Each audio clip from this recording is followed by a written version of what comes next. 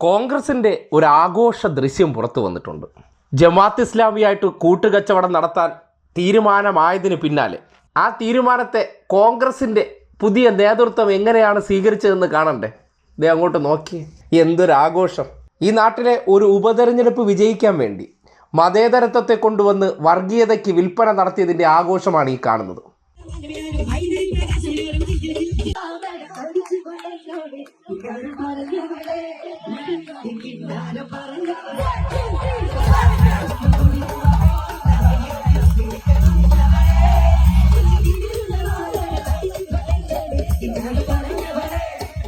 എങ്ങനെ സാധിക്കുന്നടേ? രാജ്യത്തിൻ്റെ മുതുമുത്തശ്ശി പാർട്ടിയാണ് പോലും അധികാരത്തിലേക്ക് തിരികെ എത്താൻ വേണ്ടി ഓരോ നാട്ടിലും, അത് ഓരോ സ്റ്റേറ്റിലും ചെന്നിട്ട് അതത് സ്റ്റേറ്റുകളിൽ വർഗീയ സംഘടനയെ വളർത്താൻ കോൺഗ്രസ് എങ്ങനെ വളക്കൂറുണ്ടാക്കുന്നു എന്നതിൻ്റെ തെളിവാണ് ഈ കണ്ടത്. ഒരഡ്രസ്സും ഇല്ലാത്ത RSSനെ എങ്ങനെയാണ് ഇന്ന് കാണുന്ന രീതിയിൽ ഇന്ത്യയിലേക്ക് അവർ വളർത്തി വലുതാക്കിയത്, അതുപോലെ ഓരോ ഇടങ്ങളിൽ ഇന്നിപ്പോൾ അവർ ഓരോ വർഗീയ വിഷങ്ങളെയും ചേർത്ത് നിർത്തുകയാണ്. എന്തിനു വേണ്ടി?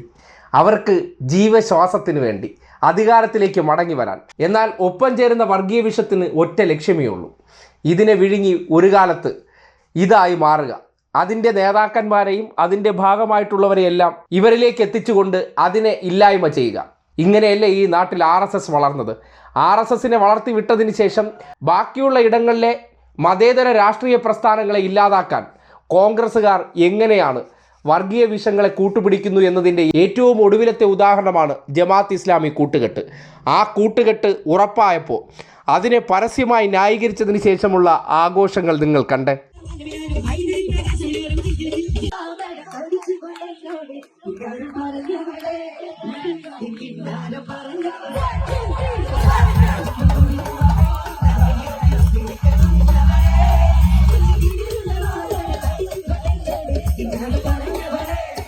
കണ്ടില്ലേ? പോത്തിനെന്ത് ഏത്തവാഴ എന്ന് പറയും പോലെ കോൺഗ്രസിനെന്ത് മതേതരത്വം.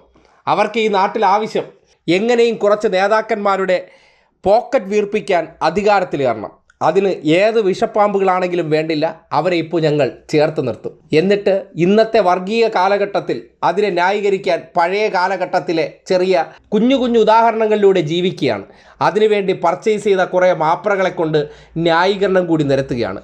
അതിനപ്പുറത്തേക്ക് കേരളത്തിൻ്റെ ചരിത്രത്തിൽ എന്തുകൊണ്ട് കോൺഗ്രസ് എന്ന രാഷ്ട്രീയ പ്രസ്ഥാനത്തിന് സ്വന്തം നിലയ്ക്ക് എണീറ്റ് നിൽക്കാൻ കഴിയുന്നില്ല? ലീഗ് ഉൾപ്പെടെയുള്ള ഊന്നുവടികളിലൂടെ മാത്രം എണീറ്റ് നിൽക്കുന്നവർ ഇന്നിപ്പോൾ ആ എഴുന്നേറ്റ് നിൽക്കലിന് കൂടുതൽ ശക്തി ഉണ്ടാകണമെങ്കിൽ വർഗീയത കൂടി വേണം. അല്ലാതെ നാമാവിശേഷമായി പോയൊരു സംഘടന ഇന്നിപ്പോൾ ഈ നാട്ടിൽ കാട്ടിക്കൂട്ടുന്ന ഓരോ കോപ്രായങ്ങളും സ്വന്തം നിലയ്ക്കല്ല, അതെല്ലാം ഓരോ ഊന്നുവടികളുടെ സഹായത്തോടെയാണ്. ആ ഊന്നുവടികൾ ഓരോന്നും വരുമ്പോഴുള്ള ആഘോഷത്തിൻ്റെ ദൃശ്യങ്ങളാണ് നിങ്ങൾ ഈ കാണുന്നത്. മതിമറന്നങ്ങ് ആഘോഷിക്കുകയാണ് ഉസ്മാനും ടീമും ഒക്കെ. കണ്ടില്ലേ?